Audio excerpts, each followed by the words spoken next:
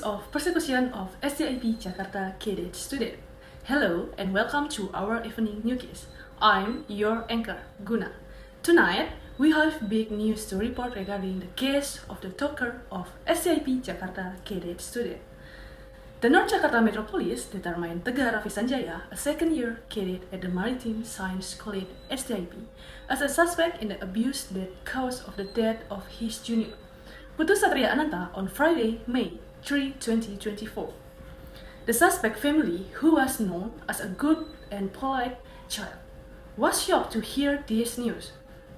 North Jakarta Metropolis Chief Junior Commissioner Gideon Arif Setiawan stated that Tegar hit Putu 5 times in the solar plexus until he fainted, and Tegar, to effort to save the victim, actually worsened Putu's condition, causing his death.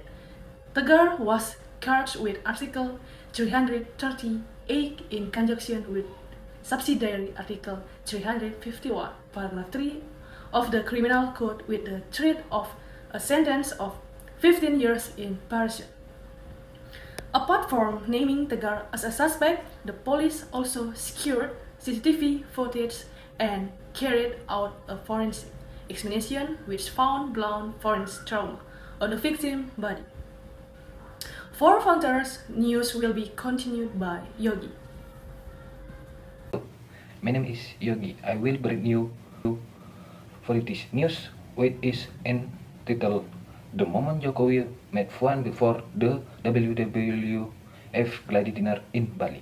Then Jokowi Dodo welcomed the company of the House of Reference DPR, Puan Maharani, tergelitik before the World Waterproof Gladi Dinner at Garuda Wisnu Kencana, Badung, Bali. Puan was let's when welcomed by Jokowi, heads of his dinner with a number of heads of state. The two smiled when the May met us. Peter Anderson shook hands. Puan were on weak kebaya way hill. Jokowi were on long sweet berfon batik street. Jokowi and Puan then welcomed hand in hand towards the main dinner location. The convening of the PDI Perjuangan DVV wasting only two separate forum, Jokowi said. The estimate is fixed. Team Jokowi and Puan have met since the end of 2023. Jokowi Dodo relationship with PDIP politics has been strengthened since the normalization of Gibran Rakabuming Raka as vice president. Credibility company Prabowo Subianto in the 2024 president election. During in fit 2024, Jokowi also did not meet Puan at his mother PDI General Combination Megawati Soekarno Putri. That's all me. News. Thanks.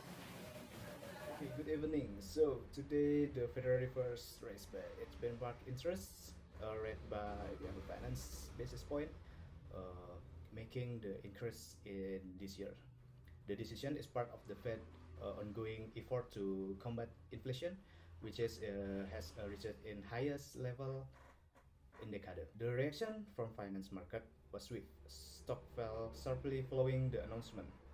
The major indicators such as Dow Jones, S&P 500, and Nasdaq all closing lower. Investors are concerned about the point that is slower economic growth and higher borrowing costs. For the average American, this rates hike means higher borrowing costs for mortgage, cars loans, and credit card.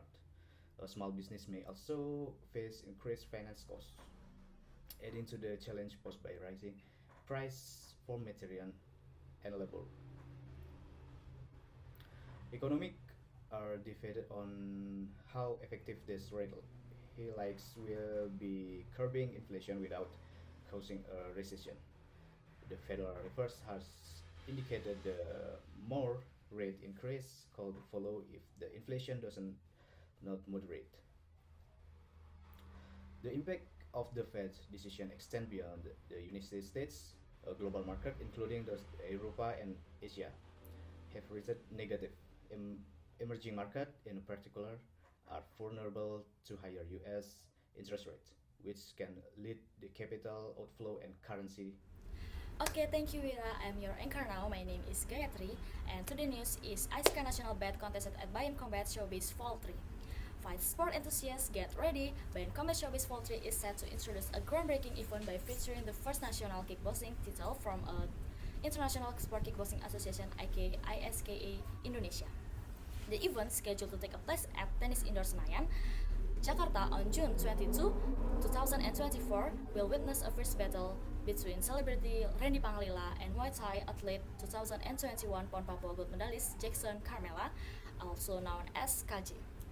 Bayern Combat CEO Joshua Marcellus explained that this fight is part of their ambition to elevate the scale of combat sport by combining public figures and athletes in the ring. Randy Pangalila and Jackson Carmela will compete under K1 kickboxing rules in 5-round match, with each round lasting 3 minutes. Marcellus believes that the blend of athlete and influencer can attract a large audience and help position Indonesia as the most successful combat sport in Asia. Bayern Combat Showbiz Fall 3 promises an exciting and thrilling fight. Watch Randy Pangalila and Jackson Carmela compete for the ISCA National belt on June 22, 2024 at Tenis Indoor Senayan, Jakarta. Don't miss it.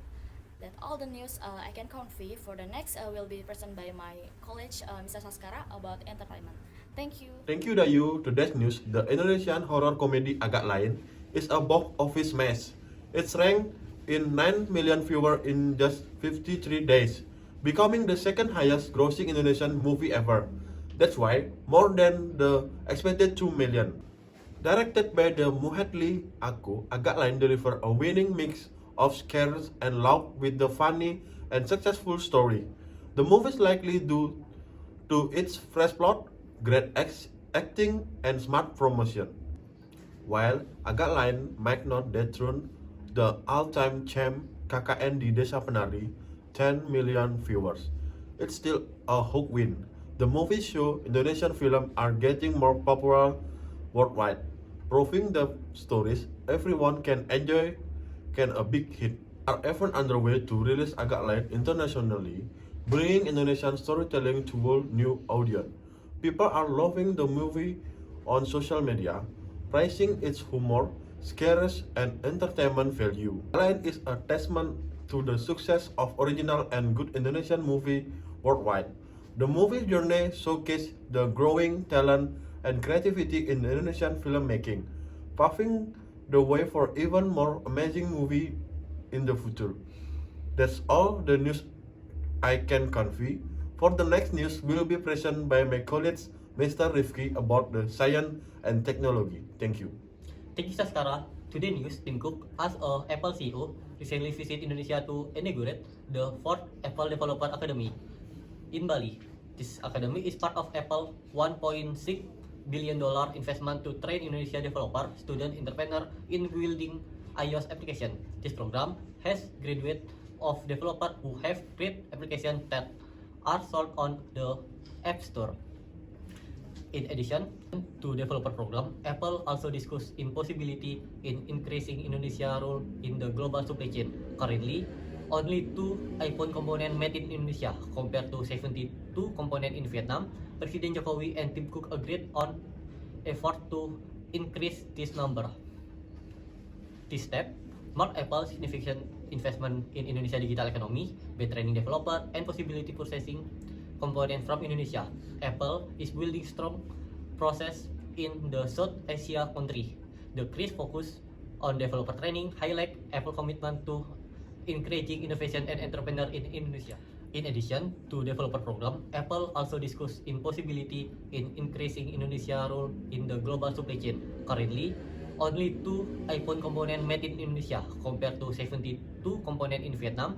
President Jokowi and Tim Cook agreed on effort to increase this number. This step marked Apple's significant investment in Indonesia digital economy by training developers and possibility processing components from Indonesia. Apple is building strong process in the South Asia country.